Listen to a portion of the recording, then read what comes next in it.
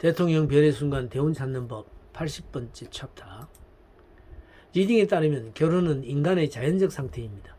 결혼하는 것은 좋은 일이며 지상의 인간에게는 자연스러운 생활입니다. 결혼은 인연에 따르는 것입니다.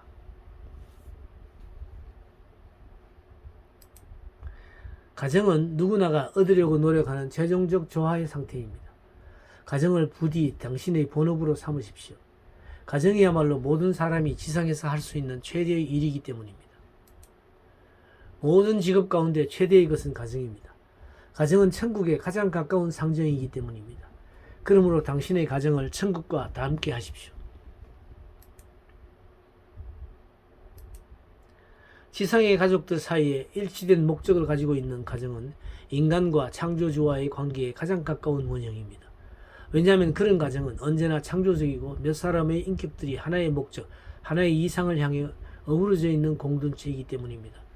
남녀의 평등과 여성의 자기 결정에 대한 완전한 권리를 당연한 것으로 보고 있습니다. 불우한 환경에서 자라 내성적이고 수줍음을 잘 타는 18세 처녀는 리딩에서 결혼을 하기 전에 어린이를 돌보는 일 등 뭔가에 적극적으로 봉사하는 것이 좋다고 했습니다. 만약 이 사람이 결혼 생활을 통해 자기의 향상을 도모하려 한다면 그러기 전에 먼저 어린이의 사회적, 물질적 행복을 위해 뭔가 공헌을 해야 합니다. 그렇지 않고는 이 사람은 결혼 생활에서 실망을 하고 좌절해 버릴 것입니다. 라고 리딩은 지적하고 있습니다. 자기보다 나이가 어린 아이들을 가르치거나 그들과 함께 일을 하는 것은 성격을 외향적으로 바꾸는 데 매우 좋은 방법입니다. 남을 지도하는 입장에서 선다는 것은 그렇게 하지 않으면 영혼이 결여된 채로 머물 자신을 되찾는 방법입니다. 상당히 재능이 있는 한 여성에게 리딩은 직업과 결혼 생활을 동시에 가지라고 권했습니다. 그러나 이 사람이야말로 적절한 상대가 아닌 경우에는 결혼을 해서는 안 된다고 강조했습니다. 전생에서 그녀는 여러 가지 공부를 했기 때문에 매우 다재다능했습니다. 훌륭한 여류 조각가이자 공예가이기도 한 그녀는 교사, 가수, 무용가로서의 자질도 풍부했습니다. 그런 천성을 타고났기 때문에 영적인 의미에서 지도자나 교사가 되기에 알맞은 사람이었습니다.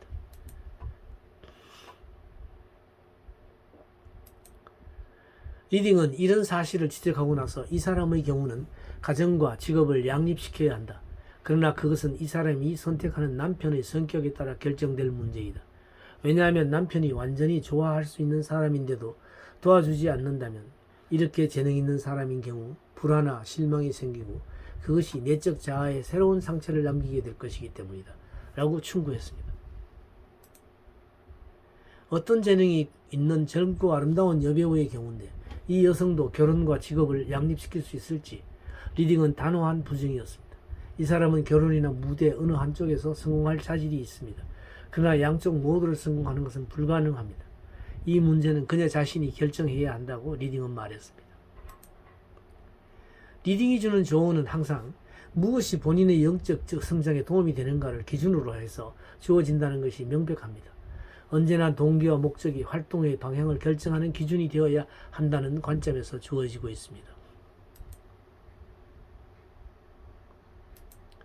이기적인 활동은 항상 자기 희생적인 활동보다 못하며 결혼과 가정생활은 그 성질상 보수를 목적으로 하는 이기적인 직업보다는 훨씬 더 자기 희생적으로 이끌어주기 때문입니다.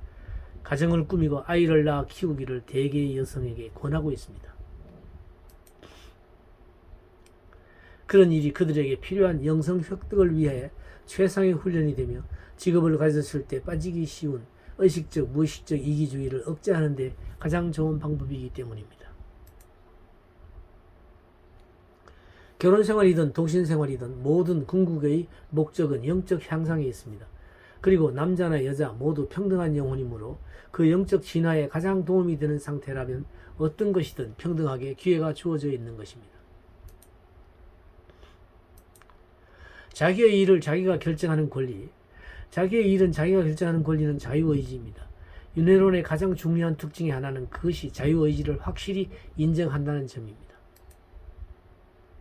운명론은 인간의 마음을 마비시키고 영적인 길을 죽이는 결과를 낳습니다. 까르마의 숙명론적 해석을 받아들이는 힌두교도들의 무기력하고 수동적인 태도가 그런 위험의 좋은 예라고 할 수 있습니다. 일상생활의 자질구레한 일들은 대개 현재의 의지나 생각에 완전히 따르는 법입니다.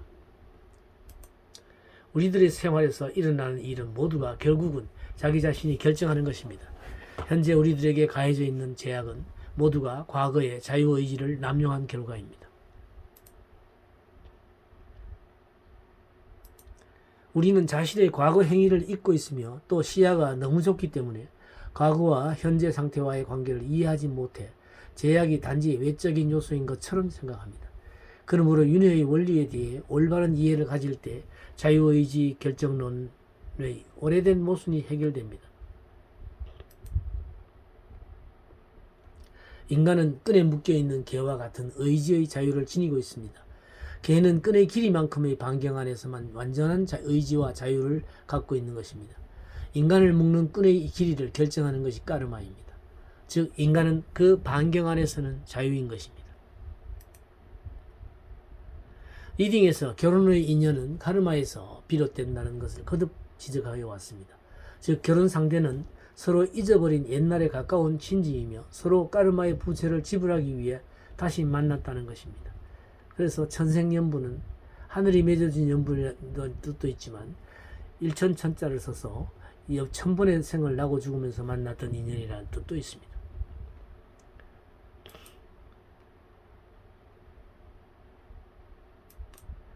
결혼의 경우에도 사람은 자유로운 의지와 선택 능력을 갖고 있다는 것은 분명한 사실입니다.